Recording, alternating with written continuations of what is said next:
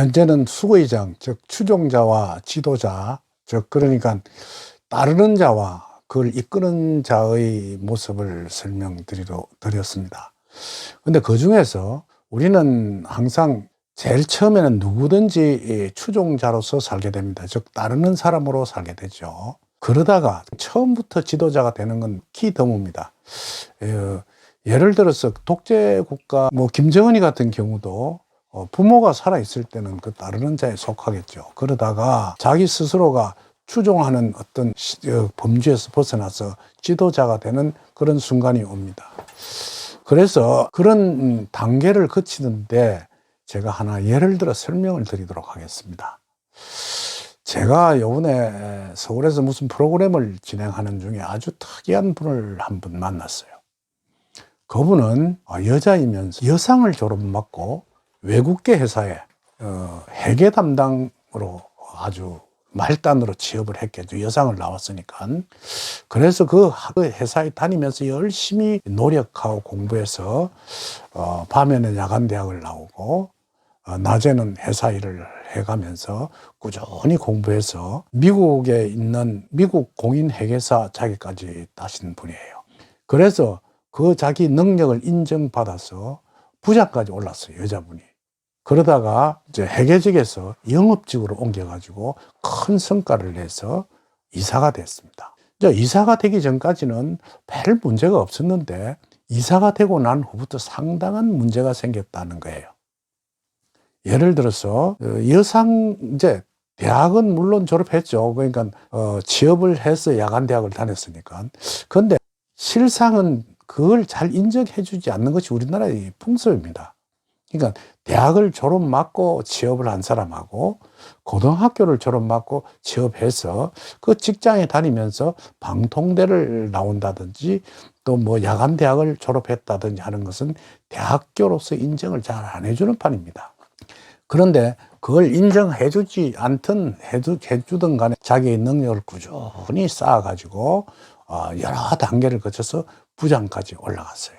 그 부장까지는 임원이 아닙니다. 즉, 좀 전에 이야기한 지도자의 반열에 들어간 건 아니죠.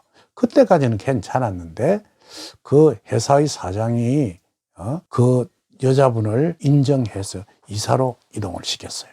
이사를 시키고 난 후부터는 굉장히 한마디로 협공이 들어오기 시작하는 겁니다.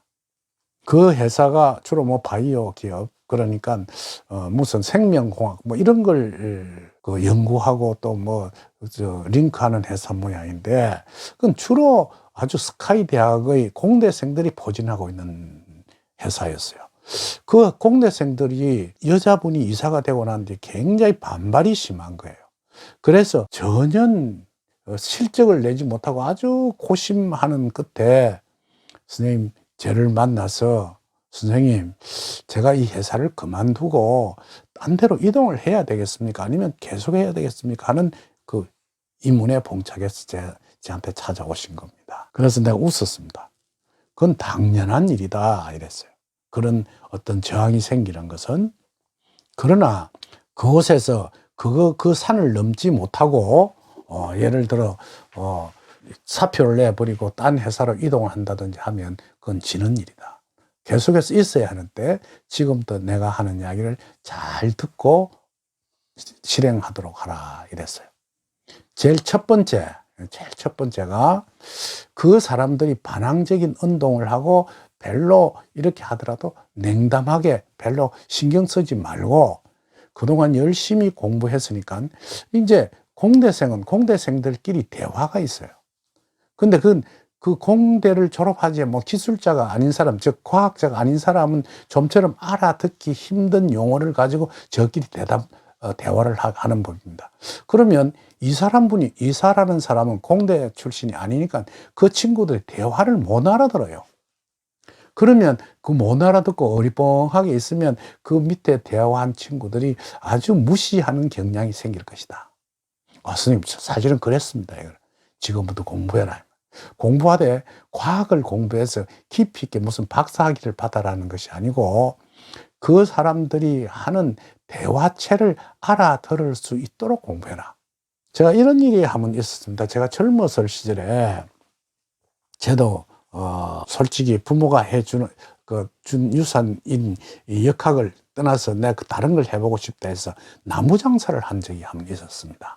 나무 장사라는 게 뭐 건축에서는 나무 장사를 말하는데, 그러니까 목수들을 많이 상대하고 또 집 장사하는 사람들을 많이 만나게 되는데, 어느 한 사람이 이제 퇴임을 하고 나도 사업을 한번 해봐야 되겠다고 해서 땅을 사서 집을 짓게 됐는데, 그때 목수란 사람이 이 사장을 현장에 떡 들어오니까 이야기가 뭐라느냐, 그 당시만 해도 목수들이 쓰는 용어가 전부 일본어였어요.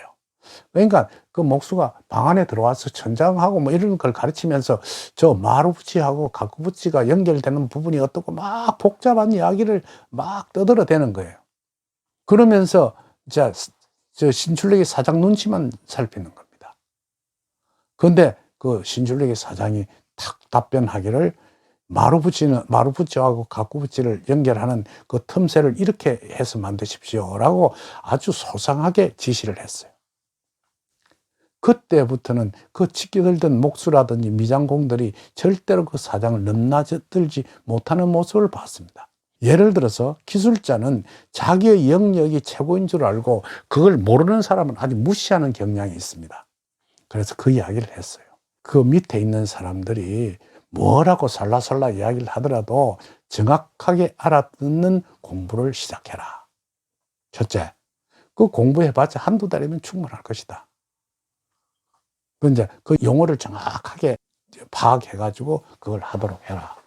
두 번째는 그 밑에 이제 반항의 집단이 있을 것이다. 그건 이제 한 사람이 아니고 그 반항의 집단을 자세히 살펴보면 그 반항 속에도 리더하는 친구가 있을 것이다.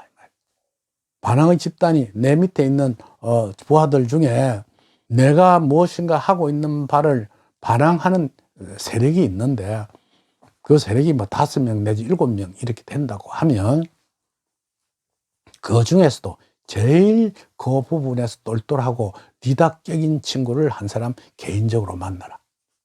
만나서 이렇게 이야기해라. 나는 요번에 이 회사의 성과를 내 가지고 내가 다른 자리로 이동할 때 당신을 틀림없이 내 자리나 더욱더 훌륭한 자리로 배속받을 수 있도록 내가 당신을 도와주겠다. 그 대신에 나를 좀 도와주도록 해라. 이래 딜을 해라. 왜냐하면 반항하는 사람 중에 적당히 반항하는 사람은 내 편을 들면 별로 재미가 없어도 극렬하게 반대하는 사람은 나의 편으로 들면 또 내게 충실한 충복이 될 것이다. 그러면서 그 사람과 개인적으로 그런 딜을 하는 걸 다른 사람이 모르도록 해라. 그러면서 그 친구에게 자주 무엇인가 어려운 것도 물어보고 또 부탁도 하고 때로는 한 번씩 식사도 하고 이러면서 좋은 관계를 종속하도록 두 번째는 하거라 이랬습니다. 셋째는 어떠한 바람이 불어와도 눈도 깜짝하지 못하는 카리스마를 가져라. 막 뭐라고 뭐 해도 그건 뭐 아주 냉담하게 그 부분을 파헤치도록 하라고 시켰습니다. 여러분 아셔야 될 것은 그냥 추종자, 즉 집단을 따르는 사람으로 있다가 또 다시 지도자인 반열로 올라가게 되는 것 때문에 그 속에 있는 갭이 틀림없이 생기게 되는 것입니다. 그걸 적절하게 그걸 극복해내는 것이 지도자로서의 성공의 길이라고 역경은 이야기를 하고 있습니다. 여러분들이 혹시 그냥 월급 받는 사람으로 있다가 내 사업을 한다든지 또는 그 월급 받는 속에 사장이 된다든지 해서 이사가 된다든지 해서 그 집단을 이렇게 이끌어 나가야 하는 그런 상황이 오게 되거든 앞의 세 가지를 정확하게 기억하셔야 됩니다. 첫째, 그 사람들이 가지고 있는 지식을 절대적으로 무시하지 말고 열심히 공부해서 그 같은 반열에 설 수 있도록 그 학문을 연구해야 됩니다. 두 번째는 그 반항의 집단 속에 그 우두머리를 나의 사람으로 만들어서 그 모든 것을 잘 리더할 수 있도록 해주는 처신을 하셔야 됩니다. 세 번째는 어떠한 바람이 불어와도 냉담하게 나의 자신을 지킬 줄 아는 그런 사람이 되어야 할 것입니다. 역경은 우리가 살아가는 속에 영원히 월급이나 받고 살아라는 그런 현상은 절대로 아닙니다. 그러니까 그러한 변화가 있을 때 이 세 가지의 원칙을 여러분들은 잘 기억해 주시길 바랍니다.